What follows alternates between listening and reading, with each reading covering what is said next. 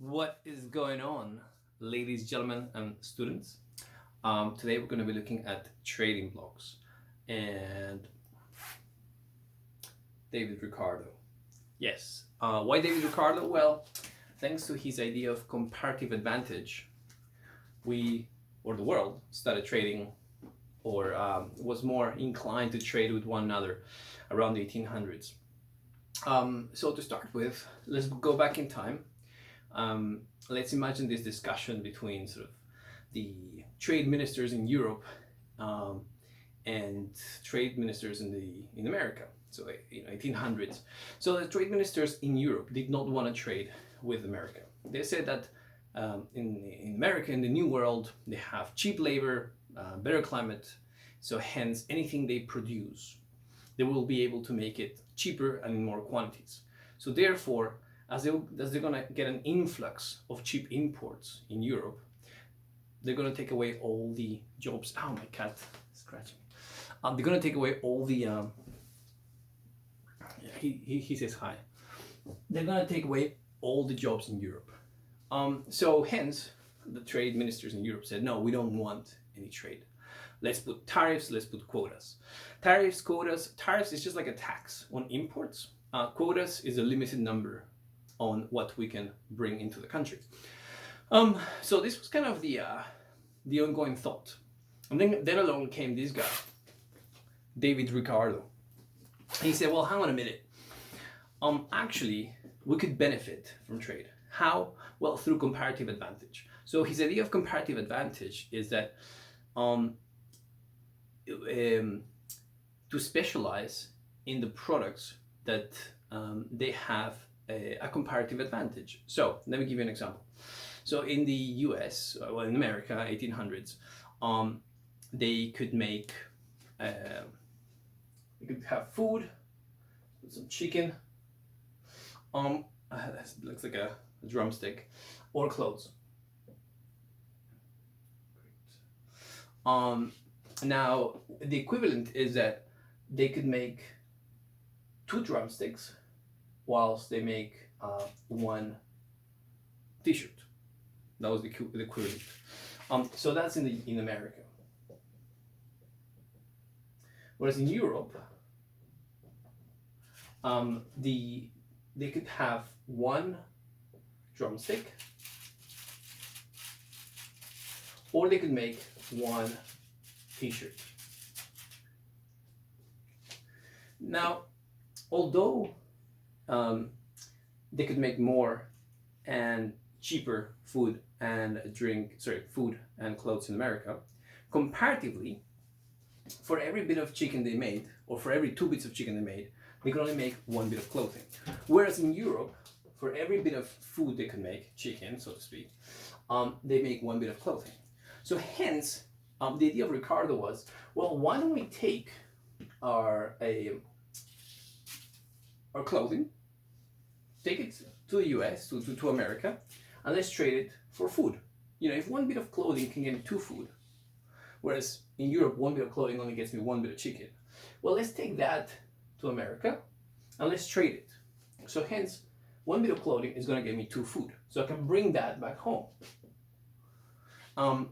And hence, this is the idea on why, or this is kind of the point that David Ricardo made. And this changed the view that ministers of trade had at the time. Another idea around this is that you will have a bigger market to sell your products. Whereas if you just make food and clothing in Europe, well, that's your market. Whereas if you can make clothing not just for Europe, but for the States, for America at the time, then you have a wider market where to sell your products. So hence you might get more revenue than just making those ones in Europe. So from that point, then trade started, and it was kind of a good argument. So globally, we trade. If you go back 100 years ago or 120 years ago, we had mutton from New Zealand. It would come all the way here to the UK. You could eat it in London. So when we talk about trade and globalization, it's nothing new. it's been going around for a long while. Now there was a bit of a stop around the First and the Second World War. During the war, all these cargo ships that were being hit by all kinds of missiles and things. So, you couldn't quite have trade. The same reason why, with the pandemic and the lockdown, a lot of the supply chain kind of has contracted or has stopped, and now it's trying to go back, because again, a lot of the ports were sort of stopping and putting a lot of conditions and checks on the quality, the standards, and the way things are packaged. So, but having said that, this is kind of one of the theories that supports the increasing trade globally. Now, with that in mind, when we talk about trading blocks, they form as a result of geographical regions and countries within those geographical regions that want to trade with one another. And as they do so, they sign these trade agreements. And there's a variety of trade agreements that they can create. Some are bilateral, that's when one country makes a deal with another country, or it could be multilateral, when you have multiple countries making a trade agreement. And again, it's not something that happens overnight. Some of these agreements take 8 years or more to finalize. There's a lot of detail in the fine print and plenty of lawyers involved. So a trading bloc is when a group of countries decides to lower, like form a group, lower their barriers of trade, so lower their taxes, their tariffs, their quotas, so that to encourage trade with one another, and at the same time to protect themselves against foreign trade. So to protect themselves against members who are not non-members, to protect themselves against non-members. So, for example, to protect against cheap imports from some other country. So that's what a trading bloc is. So we have 5 different types of trading blocks. So the first one is known as a free trade area. So a free trade area, let's put a little box there, area. A free trade area, we have countries within a free trade area. Let's put maybe a flag here, another flag down here. A free trade area is a type of trading bloc where the countries, the member countries, can trade with one another freely. So no tariffs, no quotas. And each member can choose to put a tariff or a quota on non-members. But they can choose that tariff or quota to be whatever they want. So for example, let's say the UK and France, they have a free trade agreement. Actually, let's a real life example of a free trade agreement. We have the EFTA, for example. The EFTA, we have Norway, we have Iceland, Liechtenstein. So those countries have a free trade area. That's the type of agreement they have. Now, if they wish to trade with Peru, Norway could decide to put a tariff of 20% on imports from Peru, whereas Liechtenstein could decide to put a tariff of 30%. So each country within the bloc can decide to put whatever tariff they wish. However, within members, there's no tariffs or quotas. So that is the first one. The second one we have is known as a customs union. So let's put another box here. Customs union. Now, a customs union is very similar to a free trade area. So who do we have as a customs union? Well, let me explain what it is first. So a customs union is that any country within the customs union, within this trading bloc, can trade freely with one another. However, when they trade with a non-member, let's say Peru, they have to oblige by the same tariffs and quotas. So there's a common tariff that they're going to place on any non-member. Whereas in a free trade area, each country can decide to put whatever tariff or quota they want on a non-member. In a customs union, they have to use a common tariff. So the UK will charge, I don't know, 20%, and so does France. They'll have to charge 20%. They cannot choose a different tariff or quota for non-members. So that's a customs union. Next we have, what we have here, we have something called a common market.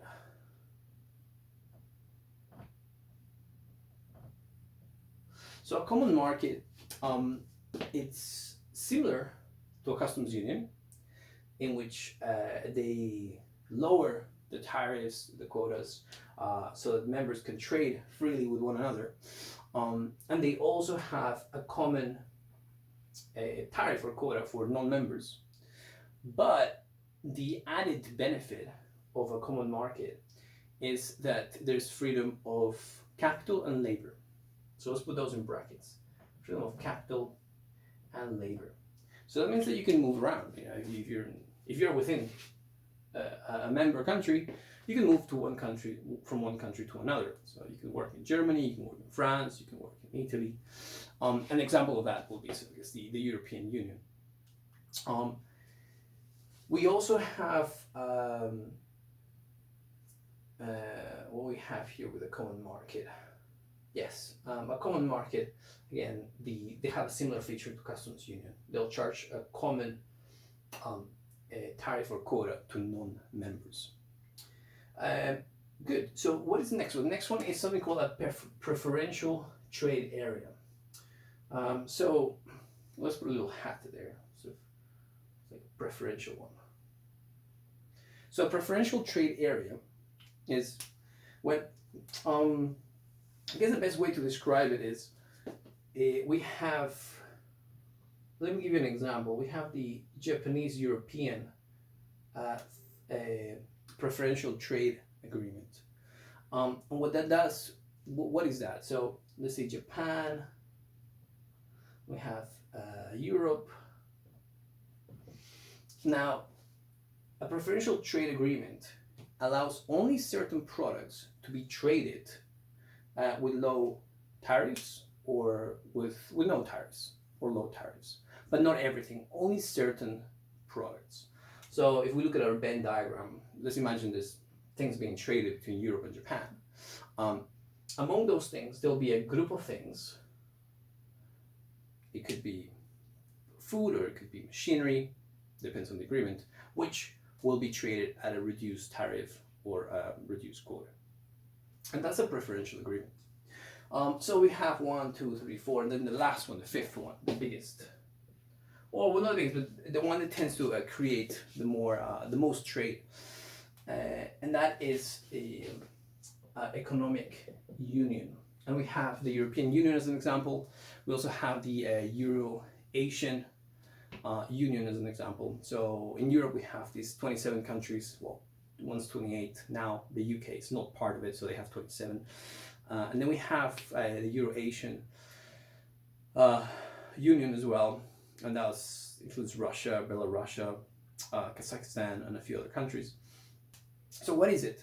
So it does a full integration, and by a full integration we mean that they're free to move among those countries, the member countries.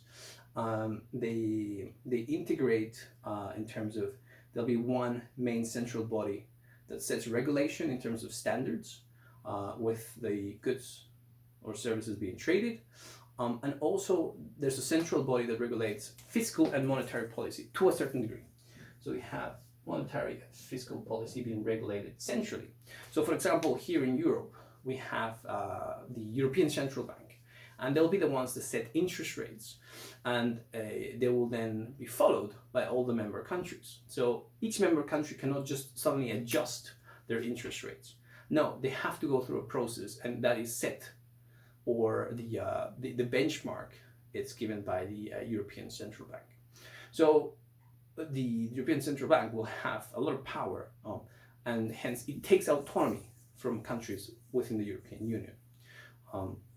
So that's, I guess, it has benefits and drawbacks. Benefits will be, since we would have Romania and Bulgaria join, their economy has been developing since they've been part of the European Union, because the direction and given by the European Central Bank has really helped them. Whereas in other cases, it might not necessarily help because the setting of an interest rate might not necessarily be applicable to an economy as it is to the rest. So in terms of fiscal, again, there'll be a central body that dictates how government spending to a certain degree is done and on how much. So those are the 5 different trading blocks. They have advantages and disadvantages, and some of the core advantages are if they are whichever member is part of the trading block, they are able to trade, potentially free. If we look at a free trade area, so that means no tariffs, no quotas, and you will have a wider range, a wider number of consumers. So we're not just selling products to people in our country, but we're selling products to people in other countries. So we have a wider market to trade with, and we can potentially specialize and hence gain economies of scale. So that's one of the core benefits that comes along with it. We have a protection against potentially cheaper products that come from abroad, from non-member countries. So hence to protect our infant industry so they can develop and grow and strengthen. And we can also protect the people who are employed in vulnerable sectors that wouldn't exist if we start importing from a foreign country, from a non-member country. So that's one of the benefits of being part of a trading bloc.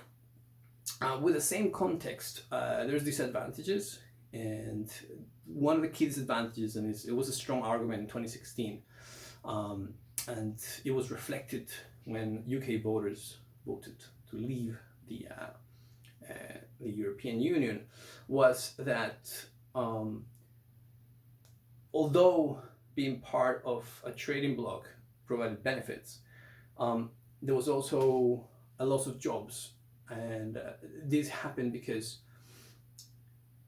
in theory, when a country specializes and resources are diverted, in the long run it'll benefit. However, the long run might not necessarily happen quickly, and there might not be infrastructure or resources to reallocate resources. So, for example, if we had an industry that developed